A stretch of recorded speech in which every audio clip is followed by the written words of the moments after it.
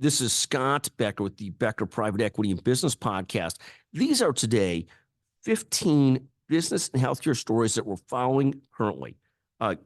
First, the markets were up this morning and just swung downward.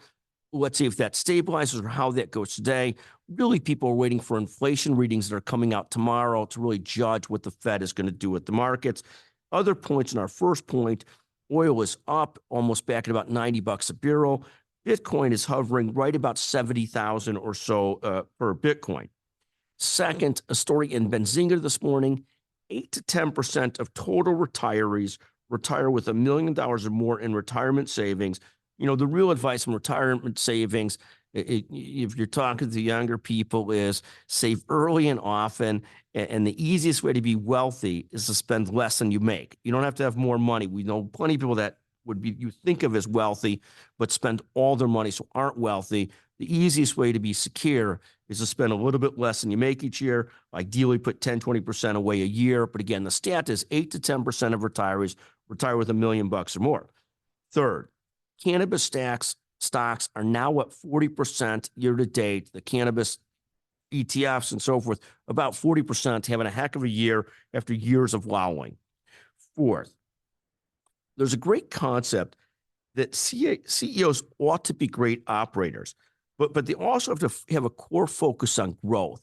We're more and more seeing too many CEOs that are one-dimensional, that are great in growth or great in operations. At the end of the day, a CEO either has to be great in both or understand where they're not great and really put a lot of bias and time and energy into hiring great people on the other side of the ball. CEOs ultimately have to be great in both, or they have to be self-aware and build teams and companies and leadership teams that are great in both. We talk about this separately in another podcast. We also have a reference to the Citicorp later on today that also references the same concept of operations plus growth. Fifth, Donald Trump lost on paper a couple $2 billion the last couple days as shares of Trump Media and Technology continue to rapidly fall back to earth.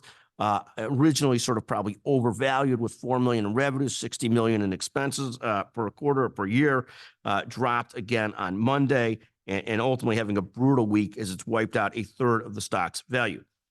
Sixth, Jamie Dimon, who is probably the most noted CEO of our time at JP Morgan, warns of a world on fire, lots of international issues and challenges, as well as the potential for very high interest rates for a very long time to come in his latest investor letter. Seventh, Citigroup investors have sort of thanked their CEO, Jane Fraser, with a share price boost for her efforts at restructuring, for organizing, for operations, and she's clearly an operator type, terrific.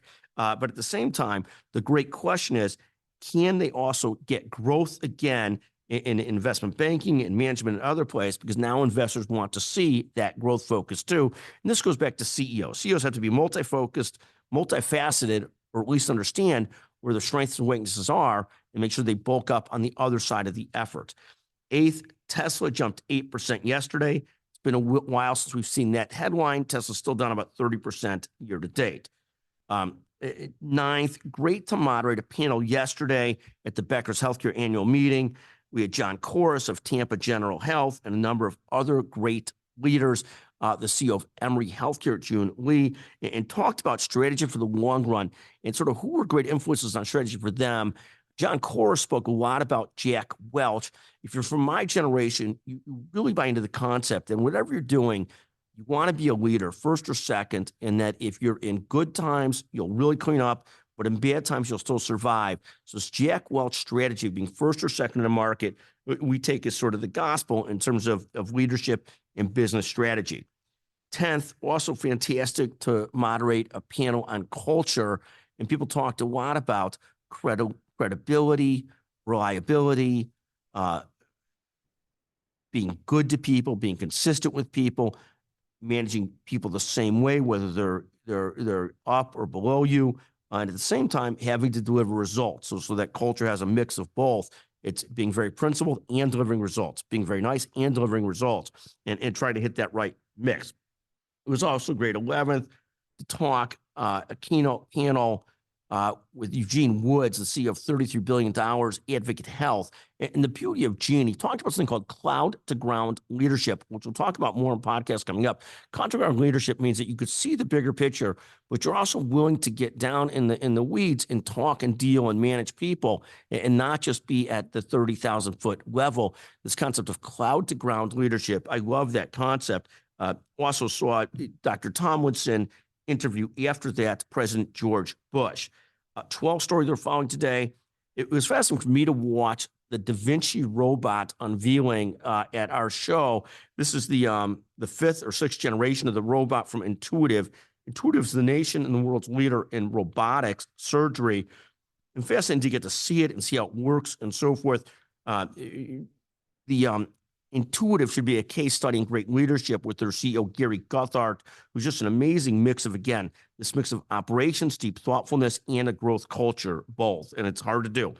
13th, a story yesterday, 39 CEO exits so far this year in healthcare and hospital systems. That's by Lexi Kaiser. 14th, AI. AI is, everybody's talking about AI. There's 7 healthcare firms in the AI 100. That was reported by Giles Bruce. And finally, 15th, something that we're hearing about is a possible Ozempic baby boom. And Mariah Taylor talked about that. And people don't know if that's because people feel better about themselves, they're engaging in more sex and having more babies, or what the reason is, but they're expecting somewhat of an Ozempic baby boom. And God knows if those babies will all be very skinny or not. Who knows? I say that jokingly. In any event, please feel free to reach out to us with comments or questions. 773-766-5322. These are 15 healthcare and business stories we're following today on the Becker Private Equity Podcast. Always a pleasure. Again, if you're the first person to reach out to us, you can't be our producer today, Chanel Bunger or Jeremy Core, and claim the gift certificate. That would be unfair. But if you reach out to us at 773-766-5322, we will send you a $100 Amazon gift certificate. Thank you so much for listening to the Becker Private Equity Business Podcast. Thank you.